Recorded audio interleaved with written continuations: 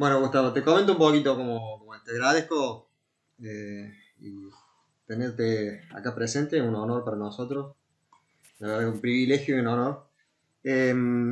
Acá va a estar comunicados con alumnos, 100, vamos a ver, hasta ahora vamos, somos un tercio de la cantidad de alumnos que han pasado por ACRI, que se han capacitado desde julio del año pasado. Así que están todos invitados y actualmente hay 40 personas capacitándose, llevando a cabo todas las actividades y reuniéndonos toda la semana para ajustar esta tecnología a las necesidades de cada uno.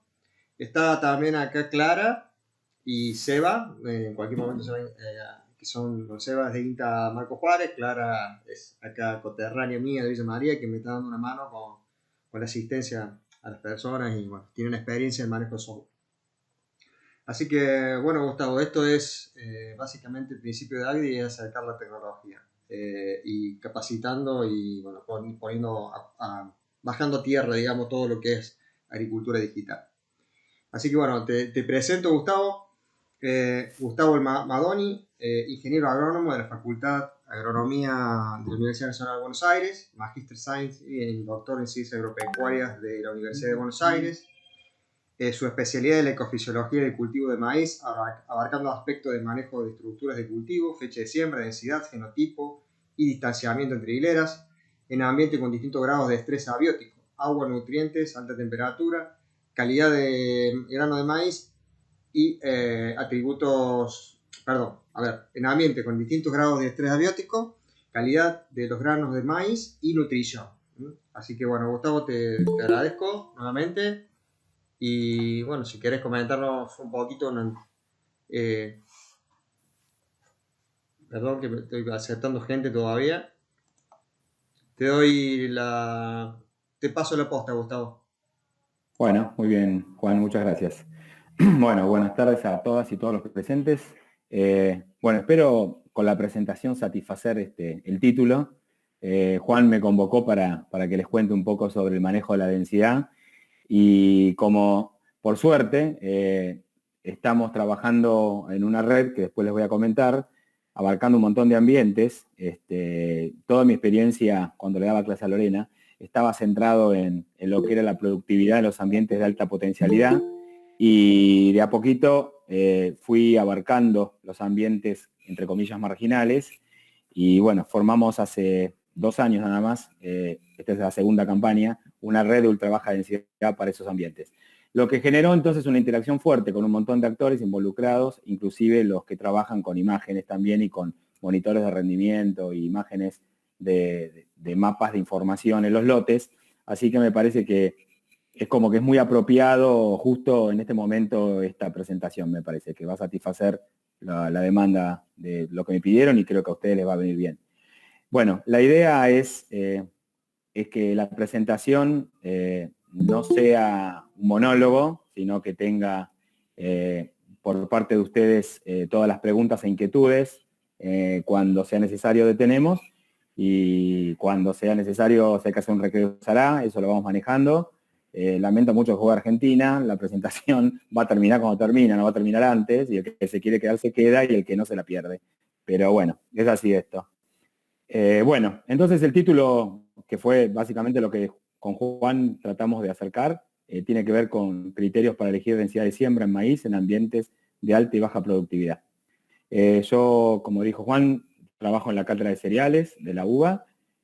Soy actualmente, ya hace el 5º año, director de la Escuela para Graduados e investigador del CONICET, con el instituto del CONICET que se encuentra ahí, que es el IFEBA. Lo que le pido a alguno o a Juan, que cada tanto yo pregunte si me escuchan y me indican de que no me desconecté, o si no, mandame un WhatsApp, Juan, y avísame que me desconecté, o si hay un problema de conectividad. Bueno,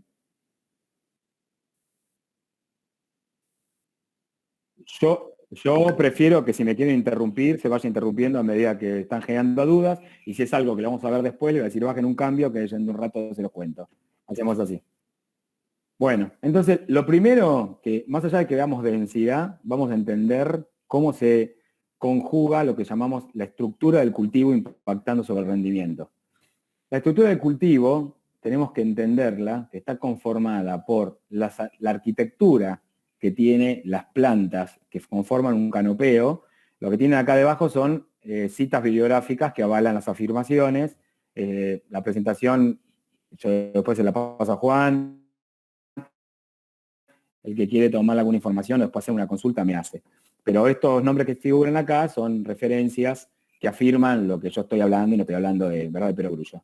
Bueno, entonces, la forma que tienen las plantas, ¿sí?, es uno de los componentes. Y ustedes dirán, ¿qué tiene que ver eso? Sí, tiene mucho que ver, porque vamos a ver que está vinculado con el genotipo. La otra componente que hace la estructura del cultivo es el arreglo espacial de las plantas. La forma que tienen las plantas, como les decía, tiene que ver con el genotipo, y cada genotipo, y vamos a centrar toda la presentación en maíz, puede variar en lo que es la inserción de las hojas, en la altura de inserción de las hojas, cuántas hojas tienen, cuán largos son los entrenudos de esa planta, cómo es la inserción de esas hojas con el tallo, si es una planta más erectófila, más planófila, cómo están orientadas las hojas en un plano horizontal, si las hojas colonizan todos los espacios o quedan más concentradas en la hilera de siembra, la forma que tienen esas hojas, si esas hojas salen en un mismo plano y se conservan a lo largo de todo el plano o generan curvaturas, y qué tamaño tienen esas hojas. Estas cuestiones, si bien son muy fuertemente determinadas por el genotipo, también responde a los factores tanto de crecimiento, es decir, oferta de recursos, agua, nutrientes, temperatura, como también a la percepción de cuestiones más finas, que es la presencia de plantas vecinas. Es decir, un cultivo, un genotipo de maíz que está en alta densidad va a tener una conformación de arquitectura de planta distinta, así se encuentra en una condición de planta aislada. Entonces me dirán, bueno, sí, pero siempre está en situación de plena competencia. No, mentiras, porque en las bajas densidades las plantas están casi percibiendo una situación de planta aislada, y el fenotipo, que lo vamos a ver después, que se expresa en esa situación, es muy distinto al que se encuentra en plena competencia en ambientes de alta productividad. Por otro lado, el arreglo espacial de las plantas está conformada por la densidad de siembra, que va a ser el foco principal de toda la presentación, y el espaciamiento entre hileras, que es decir, cuál es la distancia entre hileras, y de alguna manera entre estas dos conforman lo que llamamos el arreglo espacial de las plantas en el espacio. Entonces, en función de cómo están distribuidas en el espacio y qué forma tienen las plantas, se genera lo que es la estructura del cultivo. Esa estructura del cultivo, normalmente, decimos que es la responsable de la captura de radiación diaria a lo largo del ciclo. Esta radiación diaria a lo largo del ciclo no es constante porque varía con la época del año. Entonces, la fecha de siembra es otro componente importante que va a impactar en lo que generamos nosotros en la captura de radiación, porque va a impactar sobre la radiación incidente, no con cuánto captura, sino también puede impactar sobre cuánto captura, porque es un modificador también del tamaño de las plantas. Cuando vamos a un maíz tardío, muchas veces las plantas son más grandes, entonces está impactando también la captura. Pero también impacta sobre los valores diarios de radiación. No es lo mismo la radiación diaria promedio que experimenta un cultivo de verano sembrado temprano en primavera que aquel que experimenta cuando lo sembramos en diciembre. Ahora bien, esta estructura de cultivo, que depende del genotipo, de la densidad, del espaciamiento entre hileras, va a ser la responsable de la eficiencia de intercepción, es decir, cuánto de la radiación diaria incidente se va interceptando a lo largo del ciclo día a día. Y esta eficiencia de intercepción va a ser función entonces de un índice que resume todo lo que es la estructura del cultivo, que es el índice de foliar. A medida que las hojas salen y se van desplegando en el tiempo, el cultivo va ganando cobertura hasta llegar a un valor que, si la densidad de siembra lo permite, porque el ambiente lo permite, lo vamos a ver, maximizamos la captura de radiación diaria porque tenemos plena cobertura. Parte de la diferencia entre la arquitectura de las plantas o el arreglo espacial de las plantas hará que para un mismo IAF, índice de foliar, se esté interceptando menos o se esté interceptando más. Un genotipo más erectófilo va a ir por esta trayectoria, uno más planófilo va por esta trayectoria. Distanciamientos de hileras más cercanas van a ir por arriba, distanciamientos de plantas en hileras más alejadas van a ir por abajo. Entonces modifican esta dinámica, que es la relación entre la intercepción y la evolución diaria del índice de foliar. ¿Estamos hasta acá? ¿Se escucha? Sí, sí. Perfecto, Sí, bueno. sí. Muy bien. Entonces, esto es como una van premier, lo que vamos a ver, ¿eh? Como un hilo, un mapa de ruta. A medida que el cultivo entonces va desplegando su área foliar y va generando la intercepción, va interceptando la radiación diaria y se va acumulando, es decir, va capturando radiación día a día. Esa radiación interceptada a lo largo del ciclo se va transformando en biomasa, día a día a través de la tasa de crecimiento. A lo largo de todo el ciclo podemos llamar la biomasa total a madurez fisiológica. Y la relación que hay entre la cantidad total que intercepta en el ciclo y la producción de biomasa a lo largo del ciclo está vinculado por una función que pasa por cero. Si no hay intercepción no hay biomasa. Acá sería la biomasa total que capturó a madurez, perdón, la radiación que capturó a madurez y la biomasa total que produjo. Y la pendiente, que nos está indicando con qué eficiencia cada megajoule que intercepta lo transforma en biomasa, es lo que llamamos eficiencia al uso de la radiación, la cual puede variar también, y en una misma especie, porque esto varía entre especies, pero en una misma especie puede variar a través de factores que afecten a la funcionalidad del canopeo. Yo puedo tener una muy buena cobertura, pero si me falta agua, si me falta nitrógeno, si me falta agua se me cierran los estomas. Si me falta nitrógeno, los cultivos quedan más claritos y pierden concentración de nitrógeno. Eso hace que por más que se esté interceptando, el cultivo en vez de producir más biomasa, produce menos y tiene afectada la eficiencia en el uso de la radiación. Y bueno, finalmente hay una relación entre la biomasa que producen los cultivos y el rendimiento, y la proporción es lo que llamamos índice de cosecha, es decir, cuánto de la biomasa total fue a parar a los granos, y entonces ese cociente entre rendimiento y biomasa total, la pendiente que lo vincula en este caso es el índice de cosecha de los cultivos. En general es bastante estable y constante, a no ser que haya algún factor que alrededor del periodo de floración, que vamos a ver que es el crítico para definir el número de granos, principal componente del rendimiento, haga que no crezca, no fije muchos granos, entonces cae el índice de cosecha. ¿Está hasta acá? Sí, perfecto. ¿Escuchó todo? Sí, no. Bueno, muy bien. Entonces, vamos a ahora focalizarnos más en lo que nos toca ver hoy, que es la densidad. Y vamos a hacer este camino. Vamos a ver cómo la densidad determina el índice área foliar, cómo el índice área foliar determina la intercepción y cómo la intercepción determina la fijación de granos y con eso el rendimiento. Vamos a ir por el camino prácticamente por pero centrándonos más que nada, no en todo el ciclo, sino en el periodo más crítico que es alrededor de floración.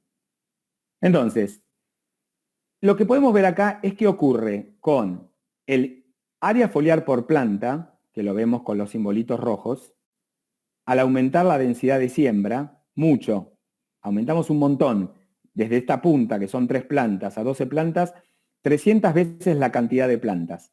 Y vemos qué pasó con el área foliar por planta, solamente cayó un 50%. Es decir, en general, el cultivo de maíz no es que son fijos, los tamaños de los ojes no se modifican, se reducen, pero ahora vamos a ver que comparativamente con otros cultivos, al aumentar la densidad varía mucho menos, proporcionalmente a otros cultivos, el área foliar por planta. Como consecuencia de esto, si esto aumentó 300 veces, si esto bajó nada más que el 50%, al aumentar la densidad aumentamos el índice de área foliar máximo. Es decir, todo esto es cuando ya todas las hojas se desplegaron. Todo el área foliar por planta que pudo desplegar y el índice de área foliar, que es multiplicar cada uno de estos valores por la densidad. Entonces vemos que en general la densidad de siembra es una gran modificadora del índice de área foliar. Muy bien. Y acá lo que vamos a ver a la derecha es comparativamente con otros cultivos. ¿Cómo está construida esta figura? Esta figura lo que muestra es el área foliar por planta, al variar la densidad de una densidad muy baja, una planta aislada, a una planta en plena competencia, comparativamente para 4 especies: maíz, girasol, soja y trigo. Cada uno tuvo un índice área foliar máximo, ¿sí? En el caso de la densidad más alta, un 8 para maíz, ya es muy alto en general, ya es un poco excesivo, 4 para girasol, 6 para soja y 5 para trigo. Para el que está despistado u olvidado, les recuerdo que el índice área foliar significa la superficie de hoja que hay por superficie de suelo.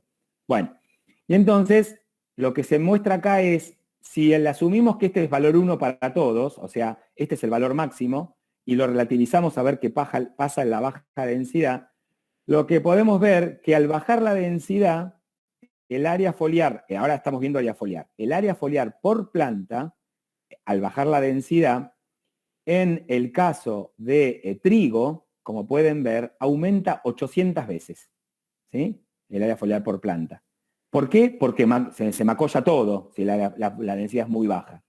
En el caso de girasol, aumenta 600 veces, ¿sí? Comparativamente. ¿Por qué? Porque las hojas se expanden un montón, tiene mucha plasticidad en la expansión foliar. Algo similar ocurre en la soja, que aumentó 400 veces por las ramificaciones. Y alguien me diría, bueno, pero ¿por qué no hizo lo mismo que el trigo? Y bueno, porque en este trabajo que está realizado en un ambiente como es el de Balcarce, los ciclos son más cortos, la capacidad de ramificación de esta soja en particular era más acotada que otras hojas, entonces se comportó por debajo del girasol. Podría haber estado igual o por encima.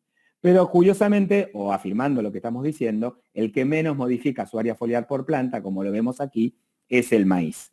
Entonces, por esa razón, decimos que en general el maíz es mucho más rígido que otros cultivos en modificar el área foliar por planta, y por eso al aumentar la densidad de siembra, aumentamos a nivel del metro cuadrado el índice de área foliar. ¿Está hasta aquí?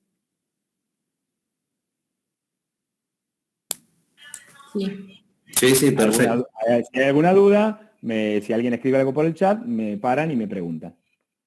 Bueno, muy bien. Entonces, volvemos acá. Habíamos visto que al aumentar el índice de área foliar, aumenta la eficiencia de intercepción de la radiación. Fenómeno. Entonces, vamos a ver esta primera figura. Esta primera figura, lo que describimos acá es la evolución del índice de área foliar a lo largo del ciclo, como días desde siembra. La flecha está indicando el momento de máximo índice área foliar, que se alcanza un poquito después de panojamiento, cerca de panojamiento, cuando todas las hojas se desplegaron. Y tenemos una situación de una muy baja densidad de siembra, 3 plantas por metro cuadrado, y dos situaciones, como puede ser una densidad óptima o supraóptima, 9 y 12.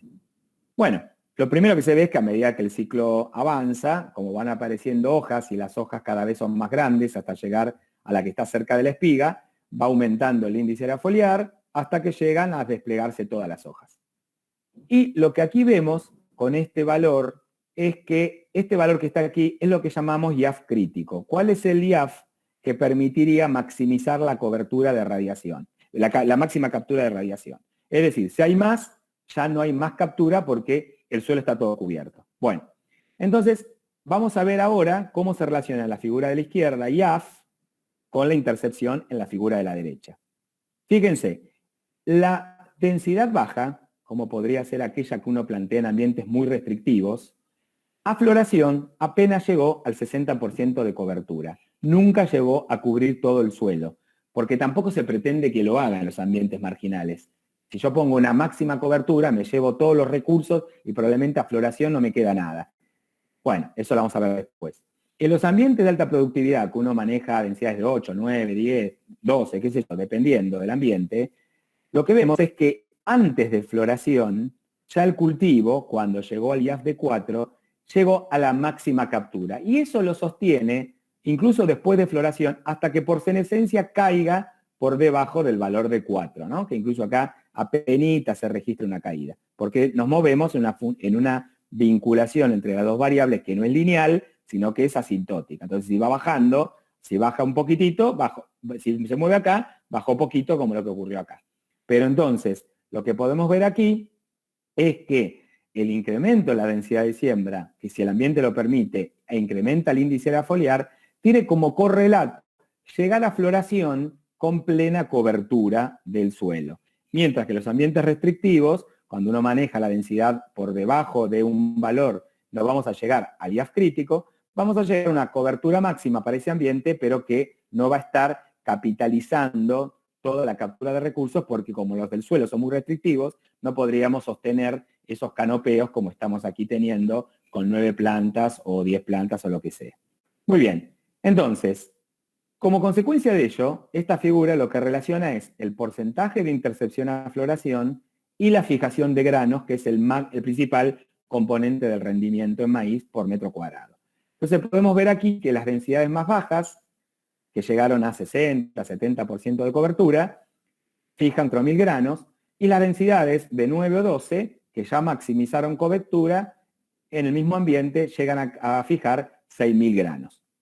Y esta relación, que simplemente es similar, y después vamos a volver a los índices verdes, a poder pasar con un dron volando y sacar una foto y calcular los índices verdes, que te da una idea de el porcentaje de intercepción y la funcionalidad de ese aparato fotosintético. Bueno, eso estaría diciendo que a más cobertura espero tener más fusión de grano y más rendimiento. Y podría ser una foto temprana, pasarla después de floración, inmediatamente después de la floración, tener un proxy de lo que podemos predecir de rendimiento o variabilidad de rendimiento en función de variaciones del índice. Lo vamos a ver después, es igual. Pero ya vayan teniendo que esta figura es muy importante cuando hacemos diagnósticos de rendimientos tempranos en función de imágenes de índice verde. Y bueno, ¿y por qué se relaciona el número de granos con la cobertura floración? Y bueno, porque está muy relacionado a cómo está creciendo el cultivo alrededor de floración. Menores capturas de radiación, como captura menos radiación diaria interceptada, la tasa de crecimiento diaria es menor. Mayores coberturas, mayor tasa de crecimiento, hasta un valor de tasa que satura la respuesta de fijación de granos y se alcanza la máxima fijación de granos de ese ambiente y con eso se maximizará en ese ambiente el rendimiento en función de los recursos que así lo permitan. ¿Está hasta acá?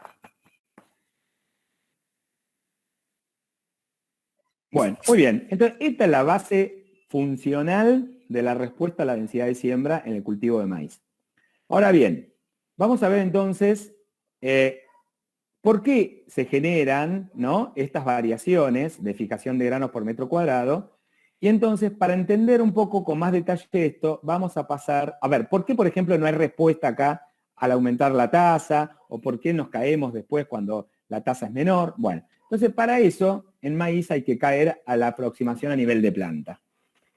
Entonces, vamos a ver primero esta figura, ¿sí?, que relaciona el número de granos por planta en función de la tasa de crecimiento por planta alrededor de floración. Siempre todo está centrado en la floración femenina. Y entonces, esto es para un hilo bastante lejos, ¿sí? Es un trabajo de Fernando Andrade, ya tiene un montón de años, ya no sé ni calcular, más de 20 años. Bueno, y lo que muestra es que a medida de que la tasa de crecimiento por planta es más alta, porque la densidad de siembra es más baja, la fijación de granos por espiga es mayor. Es decir, cuanto más tasa hay, significa que más radiación por planta capturó. Crece más, y como crece más, fija más granos. Pero fíjense que llega un momento de que si crece mucho más, tampoco fija más granos, porque ya fijó todos los granos que puede fijar esa espiga. Entonces, en esta situación estaremos pensando que las densidades de siembra son muy bajas y que en este caso, si no tenemos otro mecanismo de plasticidad reproductiva, que lo vamos a ver después, ya todas las plantas tienen una espiga muy grande, pero el rendimiento por metro cuadrado, que es esta otra figura, es muy bajo porque hay pocas espigas por planta aportando la máxima cantidad de granos que puedan aportar. En este caso, este material es muy poco prolífico, significa que recién presenta granos en una segunda espiga, la subapical, a una tasa muy alta. Entonces, fíjense que aún con 2 plantas por metro cuadrado no es prolífico. Cada planta es una sola espiga. A eso lo vamos a llamar que no tiene mecanismo de plasticidad reproductiva. Y entonces, en ese caso, el rendimiento por metro cuadrado es muy bajo. Ahora bien, en situaciones óptimas, donde vamos a aumentar la densidad de siembra, son 90.000 plantas, fíjense que las plantas crecen a una tasa que no permite maximizar la fijación de granos por planta. Olvídense de este valor de 500, un híbrido viejo. Después vamos a ver los híbridos nuevos. Pero con un valor de una densidad que uno puede pensar de ambientes de alta potencialidad, la tasa por planta hace que cada planta fije, no sé, el 80% de los granos que podría fijar. Pero como hay muchas plantas, hay muchas espigas por metro cuadrado, el rendimiento se maximiza. Ahora bien, supongamos que me equivoqué y sembré más denso todavía, acá me voy más a la izquierda. Y puede llegar, según, ahora vamos a ver, el híbrido, a que esté perdiendo rendimiento porque por más que tengo más plantas, cada planta empieza a tener menos granos y hay algunas plantas que se caen más todavía porque está más fuerte el estrés por densidad y me desploma el rendimiento. como consecuencia de esta figura, fíjense que esta figura que está hecho solamente por variar la densidad, cuando comparamos densidades y ofertas nutricionales o incluso variaciones hídricas, la función es exactamente la misma. Quiere decir que cualquier estrés, sacando el térmico, cualquier estrés nos mueve la tasa de crecimiento por planta y con eso nos mueve la fijación de granos por planta. Fíjense que lo blanco es situaciones de densidades similares a lo lleno, pero sin aporte de fertilización. Por ejemplo, todos estos redondelitos acá, verdes, son 12 plantas por metro cuadrado sin fertilizar. Todos estos verdes son 12 plantas fertilizados. Fíjense que estas plantas alcanzaron 500 granos y estas plantas están alrededor de 300 granos. Lo mismo, las densidades, otra densidad, 9 plantas sin fertilizar están todas por acá. Y fíjense la variabilidad que hay, porque cuando hay un estrés aumenta la variación entre plantas, las tasas de crecimiento por planta se disparan, unas ganan, otras pierden, mientras que cuando yo fertilizo las metí todas en esta zona. Todas pueden variar su tasa, pero todas están casi maximizando el número de granos por planta.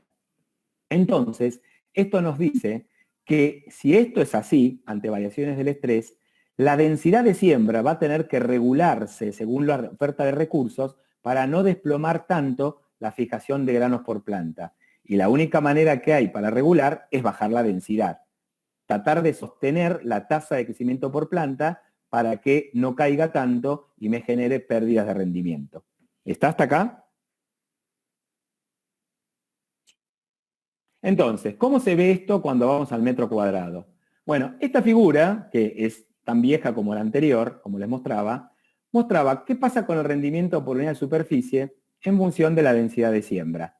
Siembras de entre 50.000 plantas y casi 100.000 plantas para la situación sin deficiencia hídrica, en donde quizás la densidad objetivo para este ambiente esté cerca de las 80.000 plantas, 85.000 plantas. Porque acá ya no tengo respuesta, no tiene sentido agregar más planta, porque si agrego más planta no gano en rendimiento y pago de más plata de semilla al divino botón.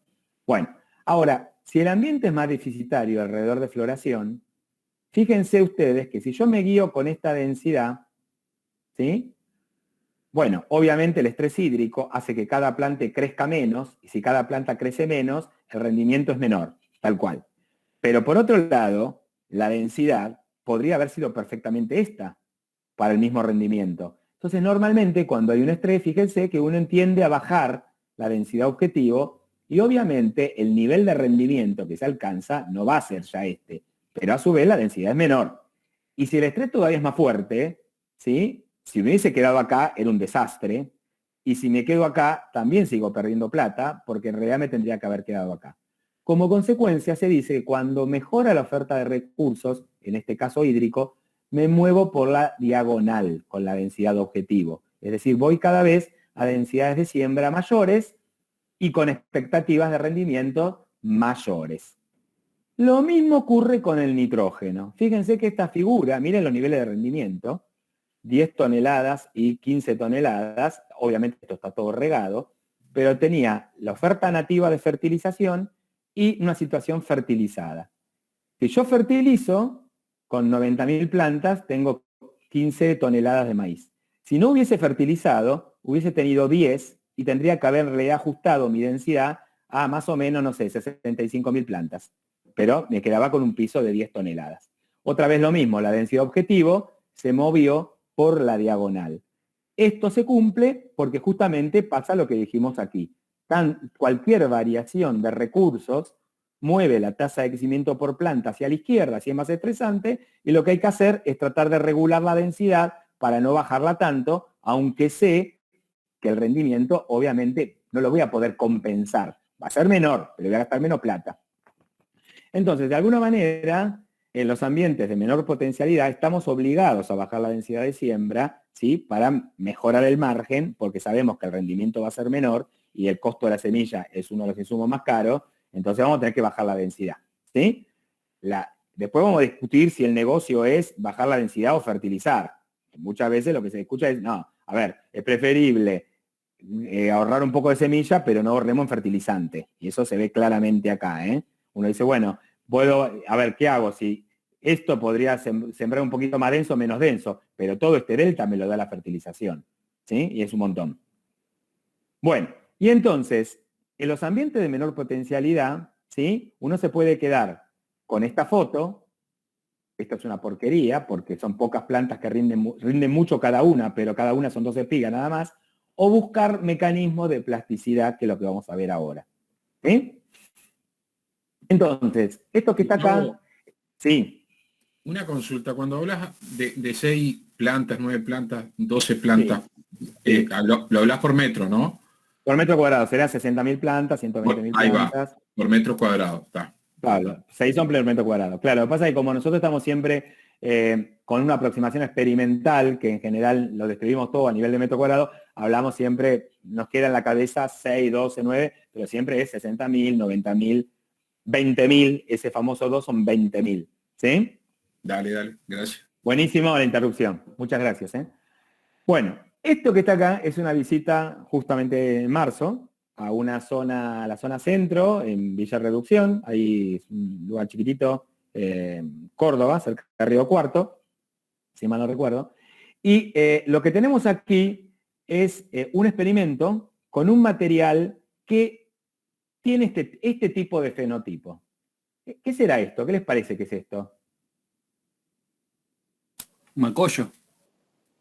Exacto, tenemos un vástago principal, una espiga apical, una espiga subapical y 2 vástagos secundarios, cada uno con una espiga, que son los macollos fértiles, efectivamente.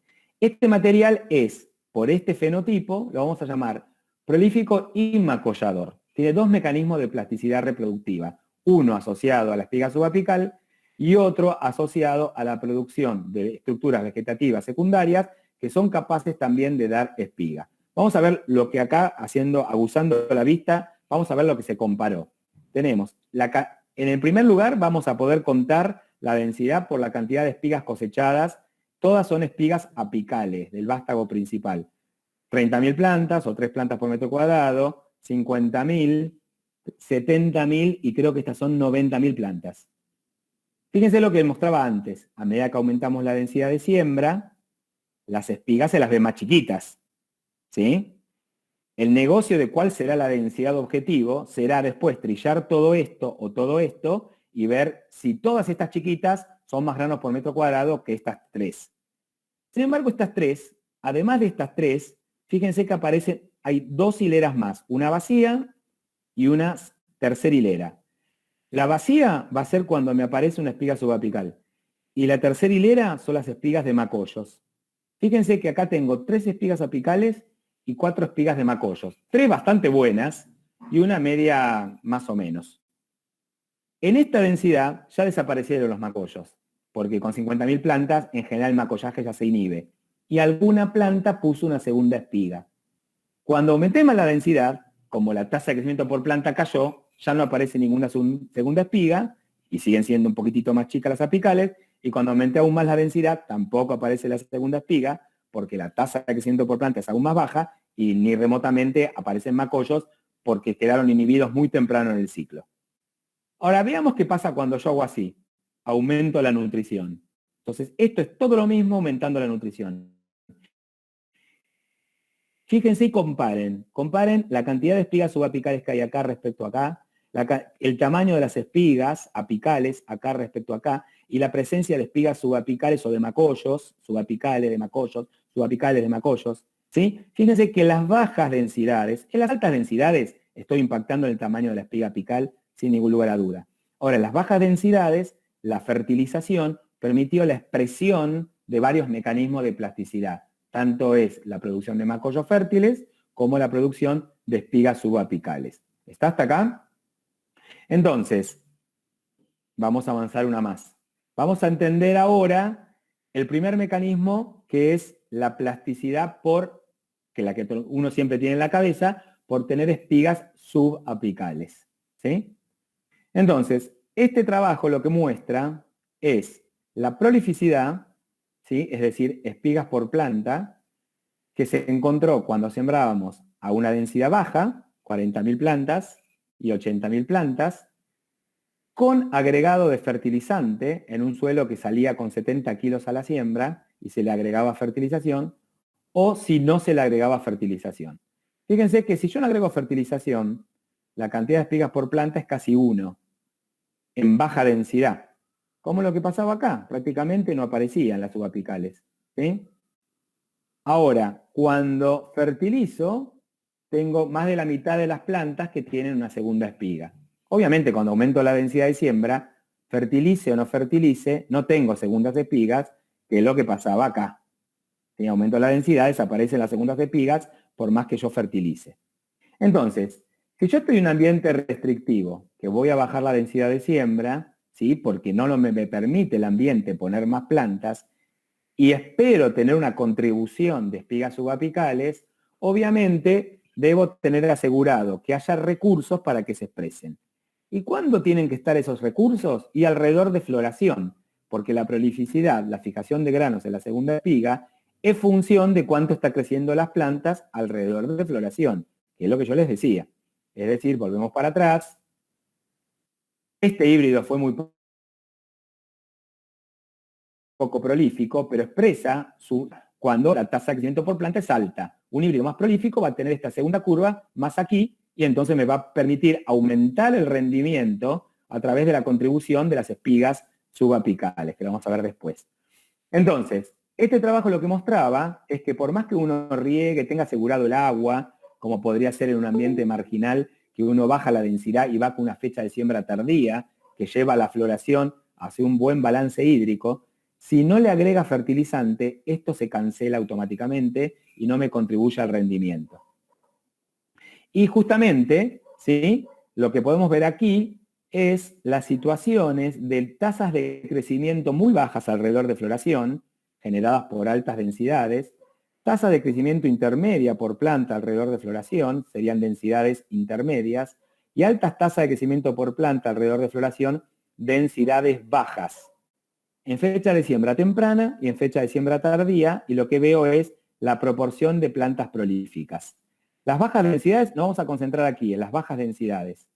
Las bajas densidades pueden tener, lo que se ve aquí es que en general podemos llegar a tener hasta más prolificidad en una fecha de siembra temprana que una tardía, porque son mejores las condiciones, ¿sí? Hídricas, más que hídricas, las condiciones, son mayores las tasas, aunque sean altas, estas tasas son más altas que estas, porque la fecha es temprana.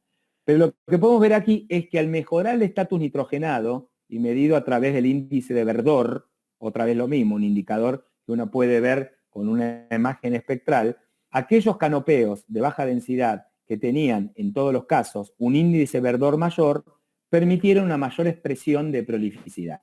Es decir, las plantas que estaban en baja densidad, si estaban más verdes, tuvieron más proporción de la población con segundas espigas. 80%, si estaba menos verde, 40%, y estaba menos verde, 20%. Entonces el nitrógeno es muy importante regularlo para que permita expresar este mecanismo de plasticidad. Y la pregunta es, ¿cuánto nitrógeno? Y acá hay una cuestión que es bastante debatida, lo famoso, la absorción de nitrógeno por planta. Y esto, lo que vemos aquí, es que el rendimiento por planta, ¿sí? Y el rendimiento de la espiga apical es función de la absorción de nitrógeno a floración. Una planta que absorbe más, rinde más, ¿sí? En espiga apical, pero también rinde más a través de la espiga subapical. Es decir, estos puntos que están acá sería el rendimiento que obtiene una planta fertilizada debido al rendimiento de la apical más el de la subapical. Entonces vemos que una planta en baja densidad llega a rendir 300 gramos por planta. Yo le digo porque después empiezan que quieren no sé cuántos gramos por planta. Bueno, en baja densidad necesito, esta planta por la prolificidad me llevó a 300 gramos por planta debido a la contribución de las segundas espigas. ¿Sí? Ahora, si no estaba fertilizada, son estos símbolos que están acá. En vez de rendir 300, aportó la espiga apical y la subapical no se expresó y me quedé con 200 gramos por planta. Y esta 200 gramos por planta absorbió 4 gramos de nitrógeno, pero esta tuvo que absorber 6 gramos de nitrógeno. O sea, el requerimiento para poder sostener la segunda espiga en gramos de nitrógeno por planta es mayor. Por eso mismo, acá, al no haber fertilizado, no se logró, ¿sí? Entonces, el rendimiento por planta, ¿sí?, no es un valor constante. En baja densidad va a depender de la expresión de la segunda espiga, y obviamente la absorción por planta, si hay segunda espiga, es mayor ese requerimiento de nitrógeno que si no hay expresión de segunda espiga. Y me rinde más y me mete mucho más kilos por metro cuadrado y por hectárea, obviamente, pero el requerimiento de nitrógeno es mayor. ¿Está hasta acá? Gustavo, te hago una consulta. Sí. Vos dijiste que o si bien no entendí mal, la segunda espiga se gatilla cerca de la floración. Exactamente. Cuando ¿sí? está activa o cuando tenés una alta tasa de crecimiento por planta. Claro, que son estas figuritas que están acá. Alta tasa de crecimiento, media y baja. ¿Ves? En media y baja no hay segundas espigas. En alta tasa, que es la baja densidad, habrá más o habrá menos según el verdor de las plantas, según el estado nutricional de las plantas. Pensándolo así, ¿hasta cuándo podría yo retrasar una aplicación de nitrógeno para... Buenísima la pregunta. Es buenísima la pregunta esa. Para ver hasta qué ventana tengo para ir monitoreando el cultivo. Suponete que estoy en baja densidad y veo que va a haber agua como para que si le pongo nitrógeno me gatille una segunda y cambiar durante el ciclo el potencial de rendimiento. Es buenísima la pregunta. Puedo... Exacto, es buenísima la pregunta. Eso, a ver, tenemos una respuesta teórica y no tenemos todavía los bifes sobre la plancheta. Estamos trabajando con los chicos de... Muchos de estos trabajos están en vinculación con la gente de Paraná, con Octavio y con Ricardo. Bueno, nosotros estamos planteando experimentos para responder a eso. Se supone, a ver, si la densidad es baja, ¿no es cierto? En las primeras etapas vos lo que tenés que sostener es el crecimiento de pocas plantas. Entonces vos dirías, bueno, puedo arrancar con el nitrógeno nativo y, como decís vos, ir monitoreando la condición hídrica y nutricional, y si viene bien la cosa, después meterle un poco más de nitrógeno.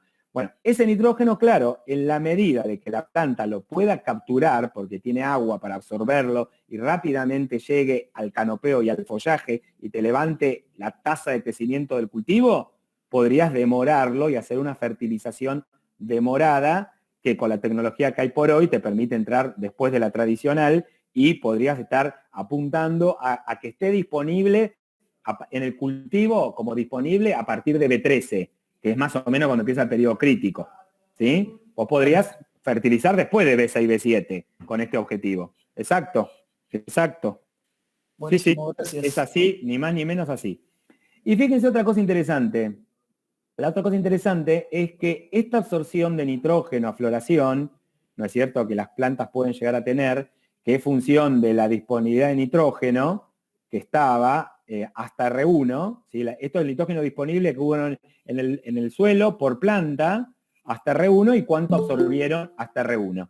Bueno, fíjense, el maíz temprano tiende a responder linealmente en la absorción. Es decir, más oferta, más absorción.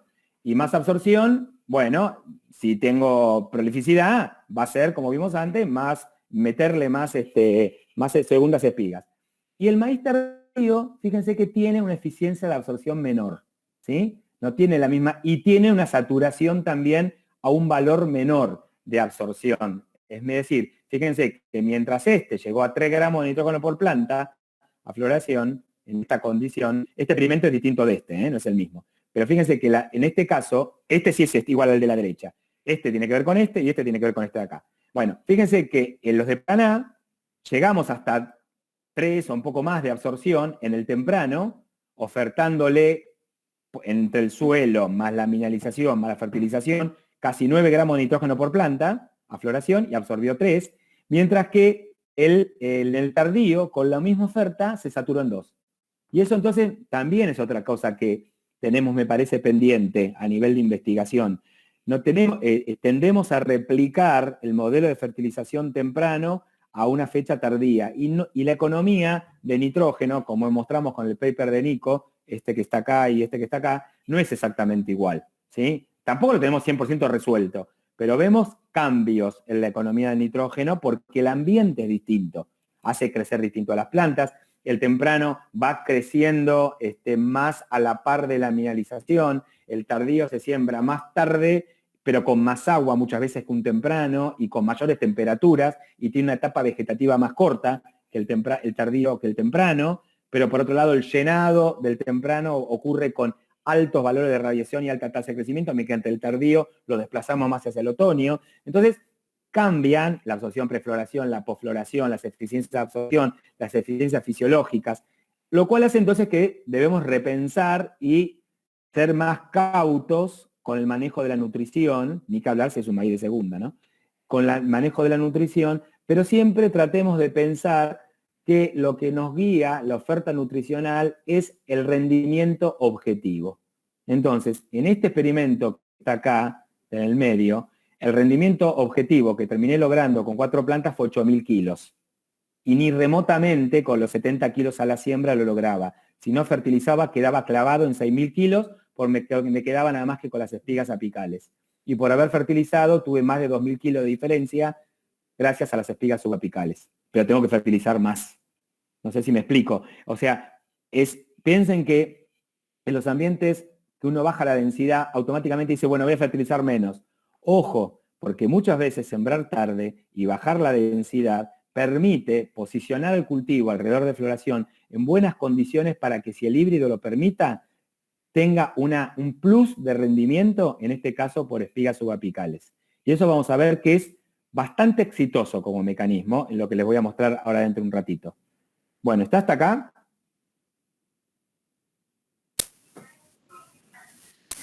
Perfecto. Sí, Perfecto. perfecto. Bueno, muy bien. Entonces vamos a ver algunos ejemplos de manejo de las densidades. Acá estamos viendo fertilización, algo de fecha de siembra, en el sentido que veíamos el impacto que puede tener una fecha temprana o tardía en la expresión de la prolificidad, y el manejo nutricional en función de la densidad, cómo permite o no este mecanismo de plasticidad. Bueno, vamos a ver qué pasa con el tipo de suelo, fecha de siembra y densidad de siembra. Bueno, esto es datos recientes de una interacción que tuve yo con el CREA Marilauken y 30 de agosto, en donde tienen acá una distribución de frecuencias de tipos de suelo que ellos tienen, en donde en el CREA Marilauken tienen muchos tipos de lo que ellos clasifican media loma con 3 categorías y lomas con también 3 categorías en función de la textura, de tener menos de 70, entre 70 y 80 y más de 80% de arena, ¿sí? Y después la loma, que es lo mismo, pero que son muy esqueléticas, con muy poca materia orgánica. Y después el 30 de agosto, que tienen menos frecuencia de este tipo de suelo y más frecuencia de medias lomas que de lomas, y por otro lado, estos suelos que son taptos, pero que son bastante bien buenos productivos, ¿sí? Bueno, en esos ambientes, ellos siembran temprano y tardío, y lo que está acá es la densidad la densidad de siembra en la fecha tardía versus la densidad de siembra en la fecha temprana. Y lo que pueden ver es que en general, acá están los tipos de suelo, ¿no? Es decir, las lomas, que siembran entre 5 y 6 plantas por metro cuadrado, las medias lomas que siembran entre 6 y hasta 7,5, y los suelos más productivos, que acá hay uno que se ve que hubo alguna falla, pero en general siembran más desplazado hacia 7 plantas por metro cuadrado. Y esta es la línea 1-1, y en general siembran un poco menos denso en tardío que en temprano. Y esto en realidad puede ser que sí, que uno cuando va a una fecha tardía baja un poco la densidad, o puede ser que no. Y otra vez juega lo mismo. ¿Cuál es la expectativa de rendimiento? Si mi ambiente es de alta productividad en una fecha tardía más que en una temprana, yo en la tardía subo la densidad. Es decir, si por sembrar temprano el ambiente es muy restrictivo a floración, y ahora vamos a ver cuándo pasaría eso, tengo que bajar la densidad en la temprano. Y si por atrasar la fecha de siembra mejora la condición, que resulta limitante en la temprana, aumento la densidad, ¿sí? Ahora bien, vamos a ver la lógica que está acá, es decir, que en suelos peores bajamos la densidad de siembra. Bueno, esto, por ejemplo, es un experimento, este es el 190, que después llamó TK190, se llamaba así antes, en donde vemos el rendimiento alcanzado en función de la densidad de siembra, ¿sí? Para 3 ambientes, el bajo, la media loma y la loma. Y lo que pueden ver acá es que a medida que el ambiente es más restrictivo, ¿sí? En los suelos como estos de loma, el ambiente objetivo sería llegar a unos 6.000, estos 600 gramos por metro cuadrado serían 6.000 kilos por hectárea, con casi 55.000 plantas por hectárea, en la media loma casi 10.000 kilos, ¿sí? Con 70.000 plantas, y en el bajo, con acceso a napa y no salina, estaría clavando casi, a nivel experimental, 14 toneladas con casi 80.000 plantas por hectárea. Bueno, lo que podemos ver aquí nuevamente es que cuando el ambiente es más restrictivo, con la densidad objetivo nos movemos por la diagonal, como vimos antes, desde suelos más productivos, más densidad, suelos menos productivos, menos densidad. Y estos suelos convivían en el mismo lote. Ahora vamos a ir a poquito avanzando a también variabilidad intralote. ¿Sí? Muy bien. Entonces, otra vez lo mismo. ¿Qué pasa con el genotipo, ahora el ambiente y la densidad? Y entonces acá vemos 3 plantas, 5 plantas, 7 plantas y 9 plantas, nuevamente acá en Córdoba. Esto me parece que es en Vicuña Maquena. Acá le puse Villa Redención y a Vicuña Maquena. Y tenemos distintos materiales, ¿sí? Porque ahora nos vamos a meter con la variabilidad genética en todas estas respuestas, ¿no? Ya vimos lo del ambiente, el ambiente es claro, si el ambiente es más restrictivo bajamos la densidad de siembra, y si bajamos la densidad podemos ver mecanismos de plasticidad. Pero en eso tiene mucho que ver el genotipo, tanto en qué densidad a qué densidad los pongo en ambientes de alta productividad, como a qué densidad los pongo en ambientes de baja productividad. Entonces acá lo que tenemos es un material que es el NEX 22.6, que tiene un fenotipo de este tipo, es decir, solamente tiende a tener espigas apicales. Lo vemos aquí, 3 plantas, 5, 7 y 9, ¿sí? Prácticamente son todas espigas apicales. Uno NS781, que es un híbrido que tiene espigas apicales y en baja densidad está el tercer renglón, puede haber espigas de macollos. Uno como este, que es prolífico y macollador, prolífico y macollador, espigas de macollos. Hasta 7 plantas me llegó a aparecer algún macollito, es raro, en general están más a menores densidades, pero incluso espigas subapicales, este es un ambiente espectacular, ¿eh? Otro macollador, como este que está acá, el 7784, ¿sí? Que fíjense que hay alguna de espiga subapical, pero tiende a tener muy buenas espigas de macollos. Fíjense, acá hay 5 apicales, 2 subapicales y prácticamente hay 4 de macollos, ¿no? Bueno, muy bien. Entonces, ¿qué es lo que hace a las diferencias genotípicas y cómo el genotipo determina finalmente la densidad objetivo en función del ambiente? Entonces, lo que primero nos podemos basar es en qué hizo el mejoramiento genético. Este es un híbrido como el del trabajo de Fernando Andrade, un híbrido antiguo, en donde prácticamente si la tasa de crecimiento por planta era muy alta, fijaba 500 granos y no más, y eventualmente podíamos llegar a tener espigas, granos de espigas subapicales. Fíjense, este material es mucho más prolífico que el que mostraba Fernando. Ya con casi 4 gramos por planta por día empiezan a aparecer las segundas espigas. Ese sería un híbrido antiguo, muy prolífico, con poco tamaño de espiga apical, pero con aporte de granos de espiga subapical. Sería un prolífico antiguo. Este híbrido más moderno, para el momento que se publicó este trabajo, que ahora va a aparecer la cita, fíjense que en qué se diferencia. En la espiga apical, en vez de clavar unos 500 granos, llega a clavar 800 granos. También resulta bastante prolífico, a un valor incluso de prolificidad, de tasa de crecimiento parecida, ya con 3 gramos por planta por día me aparecen segundas espigas, pero la mayor diferencia, además de lo de la espiga apical, es en esta caída que vemos acá. Fíjense que este material, cuando hay tasas incluso hasta de 1 gramo por planta por día, puede tener muchas plantas que ya quedan estériles, y que cuando cae la tasa, enseguida se derrumba la fijación de granos.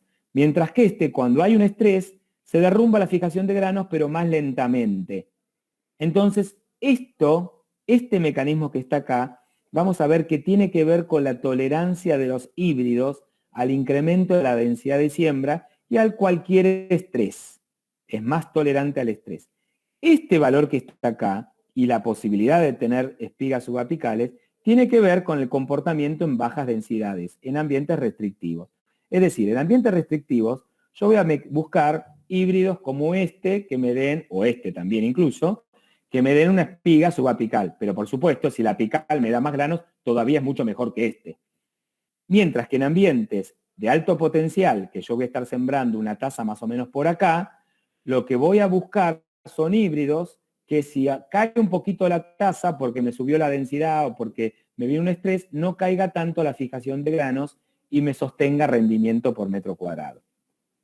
Bueno, esto que está acá graficado para la espiga apical se ve gráficamente en esta figura, que obviamente el trabajo este es de Charte, esto es una cosa hecha a mano alzada, en donde vemos lo que yo les decía antes, el aumento del número de granos por espiga, aumento del rendimiento potencial, que es los híbridos hoy por hoy nuevos son más rendidores que los híbridos antiguos porque tienen una espiga más grande, pero también tienen más tolerancia al estrés por densidad y a cualquier estrés. Es decir, su fijación de granos se desploma más lentamente que los híbridos antiguos.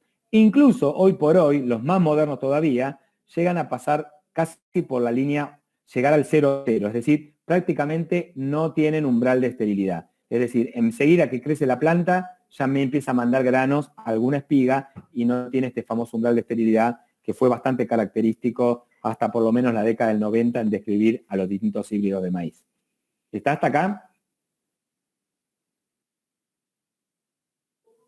Sí, sí, perfecto. Bueno, muy bien. Entonces lo que vamos a ver ahora es cómo esto juega en la elección de la densidad de siembra, que eso es justamente el negocio de la clase que estamos viendo hoy. Entonces, lo que vamos a pensar es que cuando una planta crece menos, ya vimos que tiene menos granos. Y si tiene menos granos, en términos de rendimiento, es menos rendimiento por planta. Entonces, eso lo vamos a ver ahora aquí. Rendimiento por planta en función de la densidad de siembra. A medida que aumentamos la densidad de siembra, el rendimiento por planta cae. Pero por metro cuadrado aumenta. Muy bien, hasta un punto. ¿De qué depende ese punto? Bueno, justamente de lo que pueden diferir los híbridos. Veamos lo siguiente. Si yo tengo una densidad muy baja, es el equivalente a tener una tasa de crecimiento por planta muy alta. La diferencia de rendimiento que puede haber entre un híbrido y otro híbrido va a depender del tamaño de la espiga apical. Es decir, este híbrido tiene un mayor potencial de rendimiento que este material, porque entonces estamos comparando esto. Alta tasa rinde más uno que otro porque es capaz de fijar más granos en la espiga apical. Muy bien. La caída del rendimiento por planta, si es más suave o menos suave, que ese es este valor porcentual, cuánto cae el rendimiento por planta porcentualmente por agregar una planta más, va a depender de lo que llamamos la tolerancia al estrés por densidad. ¿Y de qué va a depender? Otra vez lo mismo, si cae más lentamente o cae más bruscamente. Muy bien. Entonces, ¿cuál es la consecuencia de tener una caída más lenta o una caída más brusca? Bueno, si esto cae más lentamente, el rendimiento por metro cuadrado sigue aumentando a mayores valores de densidad que si esto cae más bruscamente. Fíjense, este, que tiene una mayor tolerancia a la densidad, termina maximizando el rendimiento casi en 12 plantas por metro cuadrado.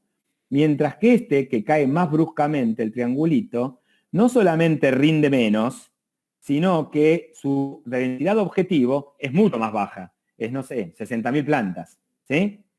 El híbrido más viejo, ¿sí? que está por acá abajo, fíjense que el híbrido más viejo tiene una situación paralela en caída al círculo lleno.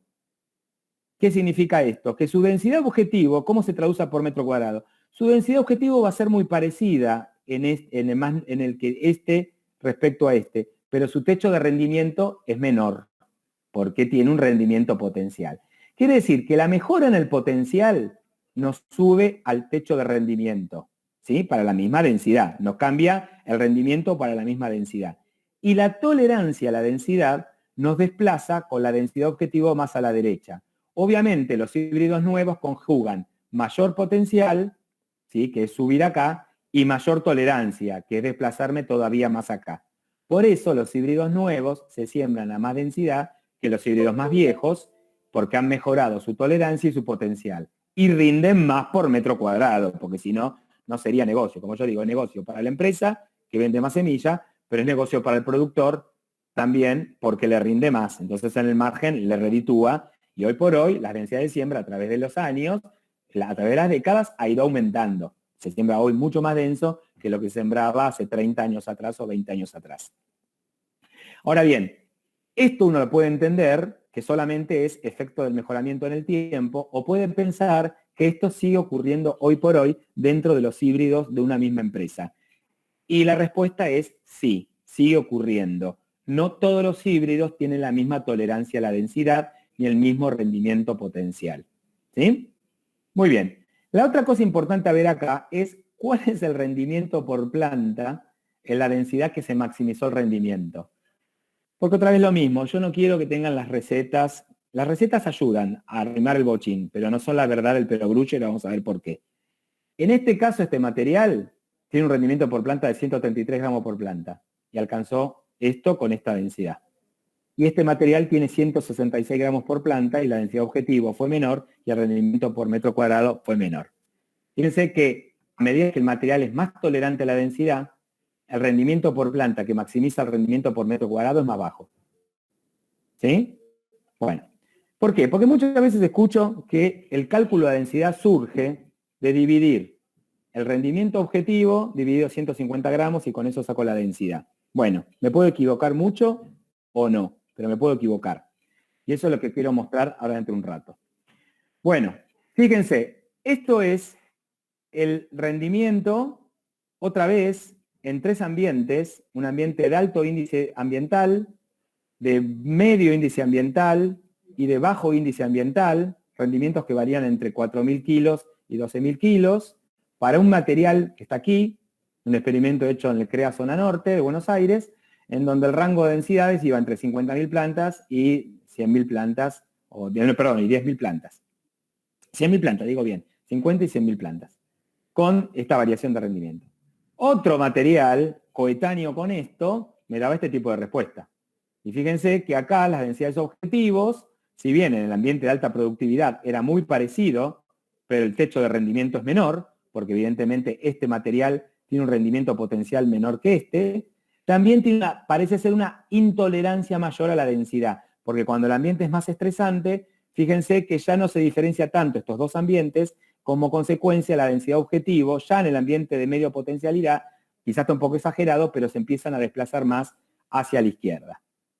Entonces, acá estos dos materiales son de la misma época. Está bien, ya son más viejos porque eran experimentos más viejos, pero son de la misma época y me muestra que aún materiales coetáneos, la tolerancia a la densidad posiciona la densidad objetivo la posiciona a una densidad distinta, sobre todo en los ambientes más restrictivos. Y que los menos restrictivos, la densidad objetivo puede ser parecida, pero un material puede rendir más que otro porque tiene más potencialidad. Bueno, un poco de los famosos de esto que estábamos acá, de 633, 660, 650. Estos datos, que son viejos, pero yo los revisité después de una discusión que tuve este verano con un colega, lo que calculé fue el rendimiento por planta en función de la densidad óptima de siembra de todos estos materiales que estaban en una localidad o en muchas localidades. Y fíjense que el rendimiento por planta en la densidad óptima variaba entre 200 gramos por planta y 100 gramos por planta. Y sí, 150 es la media, claro, que es obvio. Ya está, ahí me quedo tranquilo. Pero que este material que tenía un rendimiento por planta menor, lo lograba justamente con una densidad óptima mucho más alta, ¿sí? Y rendía mucho más por metro cuadrado, porque era mucho más tolerante a la densidad. Y que si ahora, lo interesante a ver es en cuánto me equivocaba en la densidad objetivo si yo solamente tenía el valor del ambiente y lo dividía por 150. En este material lo iba a estar subestimando en un 30% la densidad objetivo, en algunos no me equivocaba, porque el rinde por planta fue 150, ¿sí? Y en otros me estaba estaba sobreestimando la densidad objetivo en un 40%, ¿sí? Porque su rendimiento por planta era mucho más alto.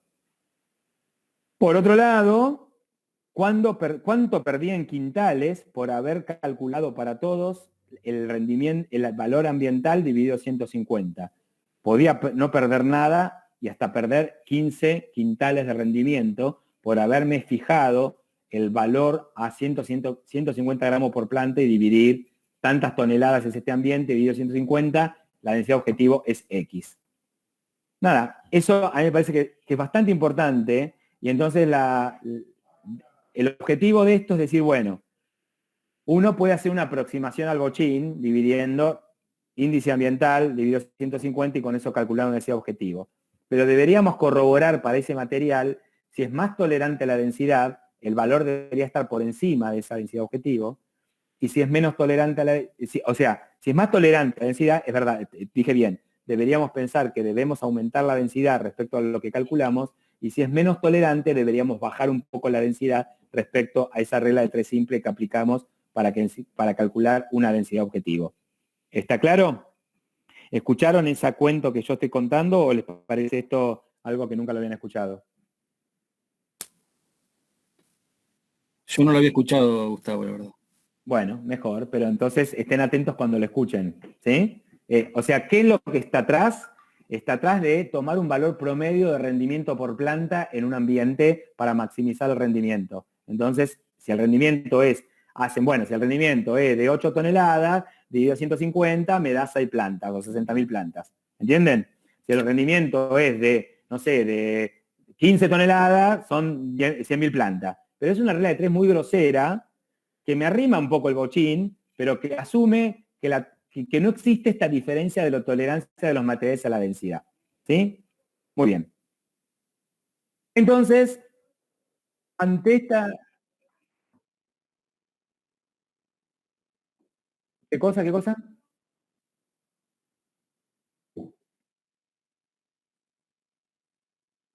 Ahora, claro, ahora lo vamos... No, en este caso el término sería tolerancia a la densidad. ¿Y qué es tolerancia? Sería, el más tolerante es el que pierde menos por planta al aumentar la cantidad de plantas.